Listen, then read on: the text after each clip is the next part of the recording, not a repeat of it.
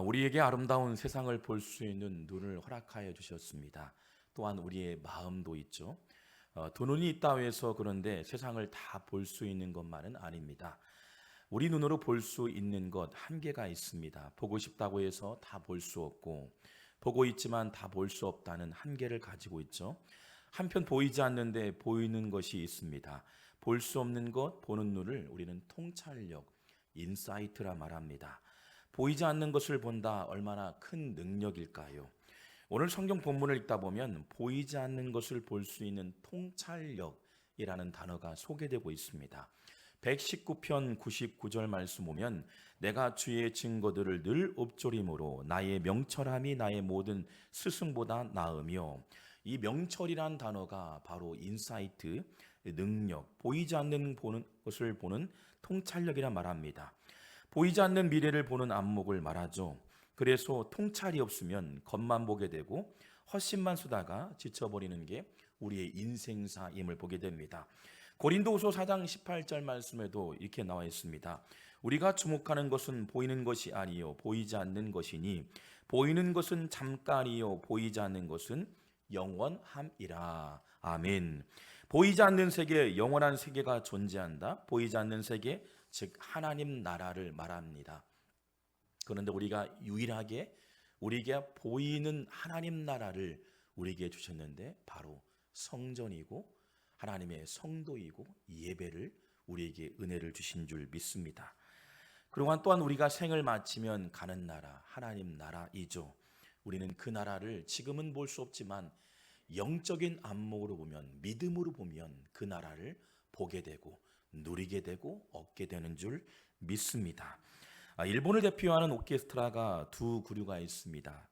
NHK 필하모니가 있고요, 도쿄 필하모니가 있습니다. 2000년대 초 두 곳에서요, 이 모든 세계적인 지휘자 정명훈 씨를 초빙하려고 싸움이 일어났습니다. 어떤 싸움이었을까요? 그분을 초빙해서 좋은 오케스트라를 만드는 데 목적이 두었기 때문에 한창 싸움이 일어났습니다. 사람들은 대개 규모가 큰 곳을 선호하거나 사례를 많이 주는 곳을 가는 게 당연할 수 있다고 말하죠. 그런데 정명훈 씨는 두 번째 도쿄 필을 선택합니다. 후발주자처럼 보이는, 약하게 보이는 도쿄 필을 선택합니다. 왜냐하면 이 소니 사장이었던 지인의 한마디가요, 그가 결정지었던 이유기도 합니다. 그는 이렇게 말합니다. 도쿄 필하모니에는 발전하고자 하는 정신이 있다라고 소개합니다. 발전하고자 하는 정신, 안주하고 싶은 정신보다는 발전하는, 쇄신할 수 있는 마음들을 갖고 있는 필하모니가 바로 도쿄 필이었다는 거죠. 그래서 변화 수용성은 도쿄 필이 낫다는 것에 의해서 도쿄 필 오케스트라를 선택합니다. 변화를 추구하는 도쿄필의 미래를 보았던 거죠. 도쿄필은 이제 일본을 대표하는 주도적인 역할을 하는 필하모니가 되었습니다. 그렇습니다. 미래를 볼 수 있는 안목, 통찰력이 있었던 겁니다. 요즘 시청률 10%대 인기 드라마가 있습니다. 드라마를 잘 보지 않는데 유튜브를 보다가 예고편을 보았어요. 그런데 참 감동이 되기도 하고 참 좋은 드라마 내용들을 보게 됩니다. 이 재벌집 막내 아들이라는 이 드라마죠. 여러분 보신 분들 많이 있을 거라 생각돼요. 요즘 젊은이 또 학생들, 저희 둘째 아이가 이 내용을 알고 있더라고요. 근데 이 재벌집 막내 아들 내용을 보면 재벌집 가정에 소수로 태어나 뜻하지 않는 불미스러운 일로요 죽게 됩니다. 그리고 다시 재벌집 가문의 손자로 태어나 자신을 죽인 재벌 가문을 복수하는 드라마이기도 합니다. 이 복수한다는 드라마 내용이기도 하지만 좋지 않은 내용도 있지만 여기에 이 드라마가 주는 많은 즐거움도 있고 또한 여러 가지 센세이션한 내용도 있음을 보게 됩니다. 이 드라마의 묘미가 무엇일까? 단연 주인공 송중기가 등장하기 때문에 많은 사람들이 보게 됩니다. 이 송중기가 등장한다는 내용에서요 1회차의 높은 시청률 한 6%대를 찍게 되더라고요. 그런데 그 다음이 중요하죠.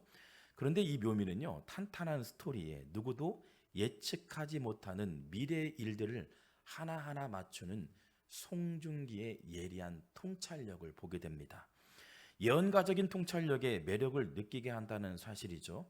아무나 볼 수 없는 세계, 미래를 송중기가 하나하나 찍으면서 미래에 펼쳐질 이야기들을 미리 예언하면서 많은 사람들에게 의구심을 갖기도 하고 많은 사람들에게 감동을 주기도 하고 반전과 역전의 내용들이 등장합니다. 여러분, 오늘 한국 사회 이 시대가 얼마나 답답하고 막막한 하루하루인가. 그러나 알 수 없는 도래할 미래에 대하여 시원시원하게 그리고 통쾌하게 맞추는 통찰력의 이 드라마, 많은 사람들의 마음을 시원케하게 풀어주기 때문이죠. 보통 사람에게 볼 수 없는 특별한 은사를 바로 통찰력, 저는 그리스도인에게도 통찰력이 있는 줄 믿습니다. 우리는 세상 사람들과 구별하여 성도라 말합니다. 거룩한 성도, 하나님이 선택하여 우리를 부르신 거룩한 성도라 말하죠. 그래서 세상 사람들과 구별되게 살아가고 몸부림치며 기도하게 되고 예배하게 됩니다. 뜨겁게 주님을 만나길 되길 원하는 마음들을 갖고 있죠. 그래서 하나님의 임재가 임하고 은혜가 임하면서 세상 사람들과 구별하게 때로는 가진 것이 없고 손에 쥔 것도 없는 삶이지만 하나님의 은혜로 살아가게 됩니다.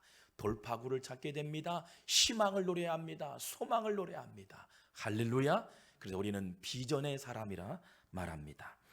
여러분, 그래서 통찰력이 있어야 합니다. 영적인 안목이 있어야 합니다. 통찰력은 위로부터 능력, 보이지 않는 리더십의 핵심입니다. 세상은 우리를 쉽게 넘어지게 합니다. 자꾸 포기하게 하고 절망의 나락으로 코너에 몰게 합니다. 바로 마귀의 전략이죠. 대적마귀는 죽이는 영입니다. 절대 살리는 영이 아닙니다. 여러분, 분별하셔야 돼요. 반드시요. 사단과 마귀는 우리를 넘어지게 합니다. 코너에 몰게 합니다. 그리고 우리를 넘어지게 하고 죽음의 끝자락에 모는 것이 사단의 전략임을 보게 됩니다. 많은 것들을 망가뜨리고 망가지게 하는 영이죠. 항상 우는 사자같이 성도들을 노리고 생명을 위협합니다. 그래서 믿음의 성도는 마귀의 전략을 분별합니다. 영적인 통찰력이 있어야만이 마귀가 공격하는지, 그래서 무딘 성도는 마귀가 공격하는지, 지금 우리에게 위기가 찾아오는지 쉽게 분별이 안 되죠. 기도해야 돼요. 말씀을 깊이 묵상해야 돼요. 그래서 하나님의 은혜가 임하면 보이지 않는 마귀의 세력도 보이게 되고 영적인 싸움에서 승리를 얻게 되는 줄 믿습니다. 믿음은 히브리어로 바로 에무나라는 단어를 씁니다. 에무나는 버티다, 견디다. 성도들에게 영적 싸움의 실제는 이기는 싸움이 아니라 버티는 싸움, 견디는 싸움을 말합니다. 믿음이 좋은 사람들 보면 싸웠다 이 말하기 전에 믿음으로 견뎠다, 인내했다, 모진 세월을 믿음으로 말씀으로 견디고 이겨냈다라고 말합니다. 여러분, 이기려 하지 말고 버텨야 이깁니다. 버텨야 이김을 보게 됩니다. 그래서 성경은 버티는 믿음의 힘을 길러야 한다고 말합니다. 이 한라산 정상을 등산하고 가보면 흔하게 볼 수 있는 나무가 있습니다. 바로 가지만 앙상한 나무, 바로 고목, 구창나무입니다. 이 구창나무는 처음에 보면 화려하죠. 푸른 나뭇잎과 솔방울이 있음을, 이 소나무과에 속한 나무이기도 하죠. 이 구창나무가 원래 초라한 나무는 아니었습니다. 아름다운 자태를 뽐내는 나무, 한라산 정상 고산지대 가보면 뜨거운 열합날에도 버팁니다. 버텨요. 다른 나무들은 버틸 수 없어요. 햇빛이 뜨겁고 모진 바람이 불고 차디찬 바람이 불어도요 견디고 버티게 됩니다. 심지어는 겨울 내내 그 한라산에 많이 내는 폭설에도요 버티고 견디고요. 볼까요? 그랬더니요 앙상한 나무 가지만 남게 되죠. 우리가 보기에는 초라하고 별 볼 일 없는 것처럼 보이지만 이 나무는요 10년을 버팁니다. 50년을 버텨요. 100년을 버틴 나무의 형상이죠. 단순히 우리가 보기에는 앙상한 가지지만 버티고 인내했더니 그럼에도 불구하고 앙상하게 보이지만 지금도 뿌리를 내리고 있는 구상나무. 저는 여러분이 되길 주의 이름으로 축원합니다. 때로는 모진 바람이 오고, 때로는 견딜 수 없는 햇볕이 떼양볕에서 나를 힘들게 하고 고통스럽게 밀려올지라도 10년을 버티고 50년을 버티고 100년을 버티는 구상나무 못지않게 여러분 반드시 견디고 이겨내서 승리를 얻는 믿음의 성도가 되길 주의 이름으로 축원합니다. 그렇습니다. 통찰력은 인간의 한계를 뛰어넘는다는 사실입니다. 그래서 시편 119편 99절 말씀 보면 나의 명철함이 나의 모든 스승보다 나으며라 나옵니다. 여러분 스승은 지혜가 있는 사람을 말하죠. 성경에 스승을 기록됐다는 것은 지혜가 있는 사람, 능력 있는 사람, 나보다, 그런데 보니까 나의 명철함이 나의 모든 스승보다 낫다라고 말하죠. 여러분 스승은 한계가 있죠. 마찬가지로 아이들도 한계가 다 있어요. 때로는 넘어질 수 있고 포기하고 싶고 좌절하고 싶고 계속 사단이 우리에게 넘어지게 하고 때로는 절망의 코너로 몰아갈 때가 있음을 보게 됩니다. 그러나 여기가 끝일까요? 그렇지 않죠. 끝이 아닙니다. 그런데 이 오늘 본문에 보니 나의 명철함, 인사이트가 모든 한계가 있는 스승보다 뛰어넘는다고 말합니다. 뭘까요? 바로 말씀인 줄 믿습니다. 하나님 말씀이 임하면 뛰어넘게 돼요. 말씀이 임하면 스승보다 낫게 되는 거예요. 할렐루야. 말씀의 뿌리를 깊이 내리다 보면, 하나님의 은혜를 구하다 보면 우리의 한계를 뛰어넘게 되고 모진 바람을 뛰어넘는 생명의 역사가 임하게 될 줄 믿습니다. 이스라엘 초대왕 사울왕 시대요. 사울 시대에 이스라엘 민족에게 블레셋이 공세의 최대 위기를 맞게 됩니다. 이 블레셋이 가장 강력한 주변 국가에서 나라였는데 그 당시에 블레셋이 쳐들어와요. 이 사울왕이 일대 왕이었는데 얼마나 큰 위기를 맞이했나. 이 전장 현장에서 어린 꼬마가 그런데 등장합니다. 많은 사람들이 우리 할 수 없다, 우리는 포기해야 한다, 이 전쟁은 이제 망했다라고 말합니다. 이스라엘 민족이 다 내려놓는 순간에 한 꼬마가 등장하죠.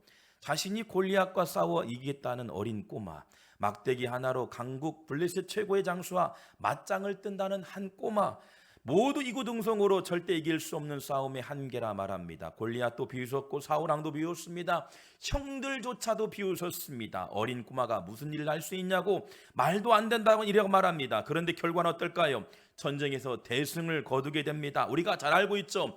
절제절명의 위기의 국가를요, 한 꼬마의 물맷돌로 해서 전쟁을 역전시키고 반전시킵니다. 세상은 안 된다, 못한다 말합니다. 주변에도 우리를 응원한 사람들이 속으로는 비웃기도 해요. 네가 할 수 있을까? 나도 안 되는데 너도 못할 거야 라고 말하는 사람들이 있겠죠. 그러나 하나님 말씀합니다. 날카로운 칼과 창으로 공격하지만 만군의 여호와 이름으로 갔던 다윗의 결단력이요, 골리앗이 아무리 강할지라도 반전이 되게 하시고 승리를 얻게 되는 줄 믿습니다. 만군의 여호와 이름, 바로 영적인 통찰력이 어린 꼬마에게 임하기만 하면, 그 당시에 다윗이 아닐지라도 주의 은혜를 구하는, 통찰력을 구하는 어린 소녀만 있었어도 여러분 전쟁에서 승리를 얻게 되는 줄 믿습니다. 여러분 우리가 구해야 할 게 뭘까요? 하나님, 우리만이 아니에요. 하나님, 우리 자녀들에게도 영적인 인사이트, 통찰력을 주시옵소서. 그래서 어릴 적부터 믿음의 실력 돌파구를 찾게 해주시고 하나님 스승보다 나는 명철이 임할 수 있도록 기도하는 성도가 되길 주의 이름으로 축원합니다. 다윗에게 부어주신 믿음의 통찰력이 전쟁을 역전시켜 승리로 이끌어낸 줄 믿습니다. 여러분 밤새 고기 잡던 베드로를 여러분 보세요. 밤이 새도록 그물을 던집니다라고 성경은 소개합니다. 여러분 본문에 보니까 누가복음 5장 5절 말씀 한번 읽어볼까요? 시작.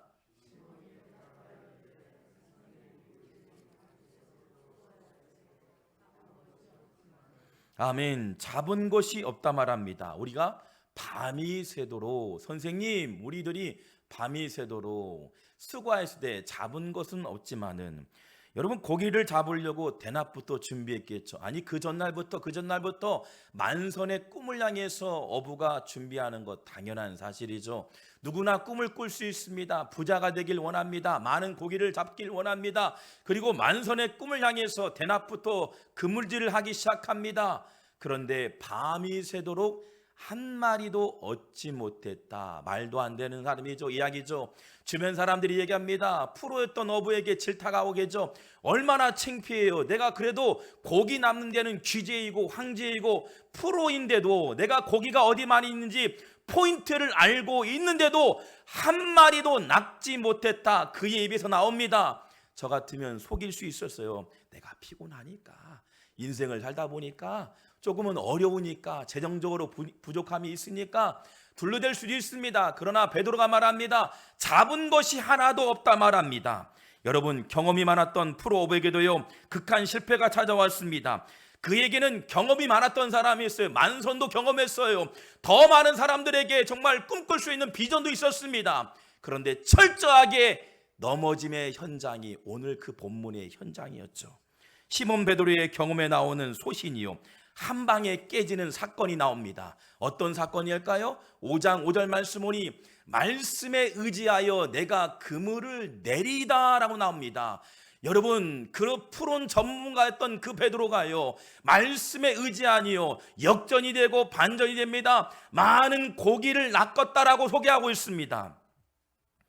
고집을 피웠던 시몬 베드로가 말씀에 의지하여 그물을 던지니 성경은 고기를 많이 잡았다라고 얘기하지만 성경은 고기를 많이 낚았다, 부자가 되었다, 당시에 만석군이 됐다라고 한마디도 기록하고 있지 않습니다. 우리 인생이 부자가 되는 게 꿈입니까? 여러분의 인생의 최종 목표가 부자가 되고 많은 사람을 거느리며 리더십을 발휘하는 게 최종 목표일까요? 아니었던 거예요. 단 시몬 베드로가요, 말씀을 의지한 순간부터요, 그를 고기 잡는 어부에서요 사람을 낚는 어부로 방향을 바꾸게 됩니다.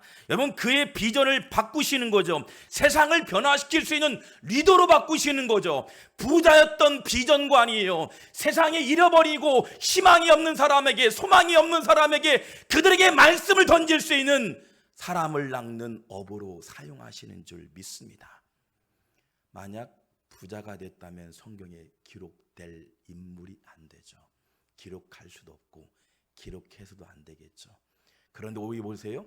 시몬 베드로, 예수님의 수자제가 되었다라고 성경은 소개합니다. 그렇습니다.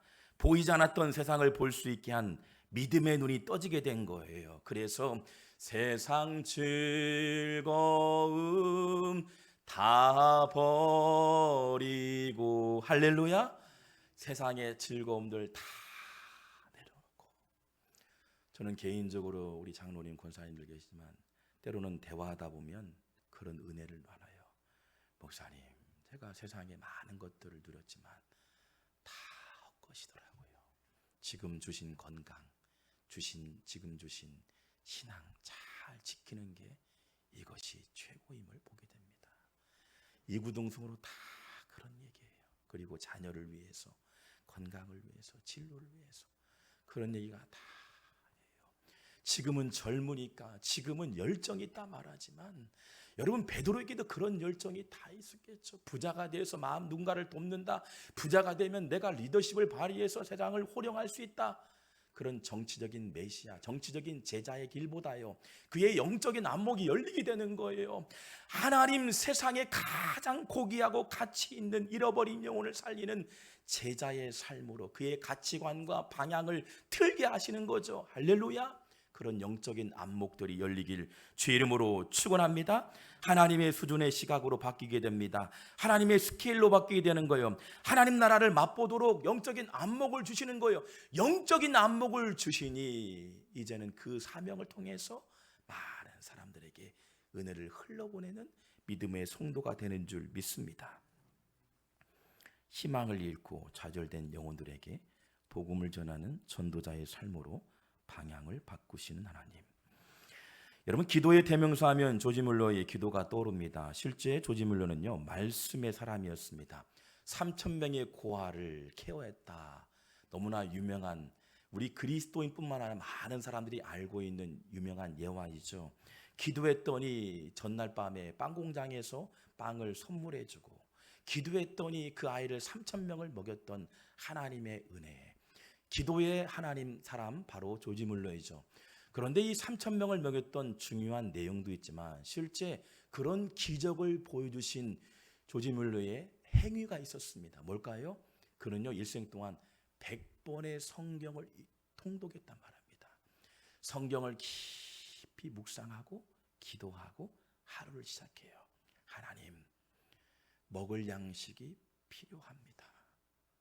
주님 공급하여 주옵소서. 말씀을 읽고 묵상하고 출발하면 그 저녁날 여러분 빵 공장에서요 이 빵이 많이 남다 보니 누구에게 갈까? 지나타다가 조지 물러가 생각나서 빵을 공급해주고, 그 어린 고아 아이들을 향해서 3,000명을 공급해주는 하나님의 은혜를 경험하게 되죠. 말씀에 의지하면, 우리의 우선이 말씀에 의지하면 던지는 곳마다 거두게 되고, 말씀에 의지하면 우리의 한계를 뛰어넘게는 하나님의 선물이 우리에게 임하게 될 줄 믿습니다. 여러분, 다니엘 철야 기도를 우리 교회가 진행되고 있습니다. 철야 기도는 매우 위험한 기도입니다. 실제 사단이 예수님을 시험할 때 밤에 찾아옵니다. 그리고 예수님을 뒤흔들죠. 그래서 예수님 새벽에 미명에 기도하셨습니다. 가장 빈틈이 있는 많은 시간, 누구나 놓치기 쉬운 시간이 바로 새벽 미명입니다. 그래서 기도하는 예수님께서 제자들에게 너희들이 잠시라도 깨어 있으라 말씀한 내용이 바로 그 내용 때문에 그렇습니다. 사단은 우리에게 빈틈만 보여도 넘어지게 하고 좌절하게 하고 코너에 몰기도 하고 절망의 상황으로 이끌어가죠. 그게 사단의 목적이에요. 그런데 깨어 있으면 어떨까요? 우리가 분별하게 되죠. 내가 지금 공격을 받게 되고 하나님의 뜻을 분별하게 되고요. 심지어는 통찰력을 통해서 새 힘을 얻게 됩니다. 그런데 여러분 보세요. 기도해야 할 때임을 보게 됩니다. 일반적인 신앙생활 대충 하면서 교회 왔다 갔다 하면 될 거라 생각하죠. 누릴 거 먹을 것 다 먹는데 여러분 능력이 나올까요? 절대 능력 나오지 않습니다. 여러분 기억하셔야 돼요. 내가 주의를 지키면서 주일 한 번 교회만 왔다 가면 하나님의 은혜가 임할 것이고, 내가 원치 않았던 일들도 하나님께서 길을 여실 것이고, 능력이 임할 것이고, 변화가 일어날 것이고, 큰 선물을 주실 것이다. 그런데 우리 오산이에요. 마음도 없는데 생각도 없는데 주실 리 없겠죠. 아무리 세상을 붙잡아 보세요. 능력이 임할까요? 잠시는 되겠죠. 그러나 영원한 하나님 나라를 누릴 수 없습니다. 기적이요 능력이요 변화이요 일어나지 않습니다. 주일 예배 빠져보세요. 안색이 어둡니다. 오해하지 마세요. 저는 목회 철학이 그렇습니다. 주일 성수 온전히 지켜야 돼요. 생명을 걸어야 돼요. 기도해 보세요. 얼굴이 달라집니다. 광이 납니다. 7분에서 9분이 철학 기도하죠. 피곤합니다. 하고 싶지 않아요. 힘들어요. 지쳐가요. 너무 힘들기 때문에 알아요. 여러분 시험이 밀려올 때 막 어두운 마음이 들 때도 있어요. 그런데 그분들의 얼굴 보세요. 광채가 나요. 왜요? 나의 힘이 아닌 하나님의 은혜가 임하기 때문에 버티게 되고 이기게 되고 능력이 되는 거예요. 시험거리가 올까요? 와요. 끊임없이겠죠. 우리를 흔들겠죠. 괜찮아. 왜요? 하나님이 함께 하시기 때문에, 하나님이 일하시기 때문에 기도하는 사람은 절대 망하지 않아요. 여러분 두번 둘러봐 보세요. 기도하고 생명을 거는 기도의 가정은 절대 망할 리가 없는 거예요. 이거는 불변의 진리입니다. 진리예요. 할렐루야. 그런 깨어있는 성도가 많은 교회가요 강력한 힘이 있는 교회예요. 1,000명, 2,000명, 5,000명 아무리 많은들요. 왜 개척교회가 역사가 있고 뜨거운 기적이 일어날까요? 우리 교회에는 참 다산의 은혜가 있습니다. 아멘도 안 하시네. 은혜가 있어요. 기도하면 열어주셔요. 기도하니까 열매 주시잖아요. 반드시 기도하면 기적이 일어날 줄 믿습니다. 여러분 몸부림 쳐보세요. 여러분, 기도하는, 왜 초대교회도 마찬가지였고요. 당시 지금도 마찬가지예요. 개척교회 뜨거운 이유가 있어요. 역사가 있어요. 하나님 몸부림치는 사람이 있거든요. 생명을 구하는 사람이 있거든요. 생명을 걸고 기도하는 사람이 있기 때문에 여러분의 가정과 여러분의 모든 직장이 평안할 줄 믿습니다. 깨어있어 기도하세요. 여러분, 깨어있는 다니엘을 하나님이 그를 붙드셨습니다. 여러분, 많은 사자가 사자굴에 던집니다. 그런데 성경은 사자의 입을 봉에 따라 합니다. 하나님, 사자를 죽이게 하여 주옵소서, 이 고난을 이기게 하여 주옵소서, 그런 기억이 아니에요. 사자의 입을 봉하였다. 사단이 우리를 공격할지라도 천군 천사를 동원하셔 나의 의지가 아닌 말씀에 의지했던 다니엘을 통해서 사자의 입을 봉하게 하시고 그의 생명을 지키게 하신 하나님의 통찰력, 하나님의 은혜가 임한 줄 믿습니다. 그 한 사람을 통해서의 왕을 살립니다. 민족이 살아나게 돼요. 당시에 형통했더라. 다니엘이 포로했던 상황이었지만 이 포로했던 국가가요, 하나님을 믿게 돼요. 변화가 돼요. 한 사람이 살아있으니, 한 사람이 깨어있으니, 한 사람에게 통찰력이 있으니 그 가정은 망할 리가 없는 거예요. 국가가 망할 리가 없는 거예요. 할렐루야. 여러분, 깨어있는 가정, 깨어있는 기도의 영성, 통찰력이 있는 믿음의 성도가 되어서 여러분의 가정을 살리고 교회를 살리고 공동체를 살리는 믿음의 성도가 되길 주의 이름으로 축원합니다.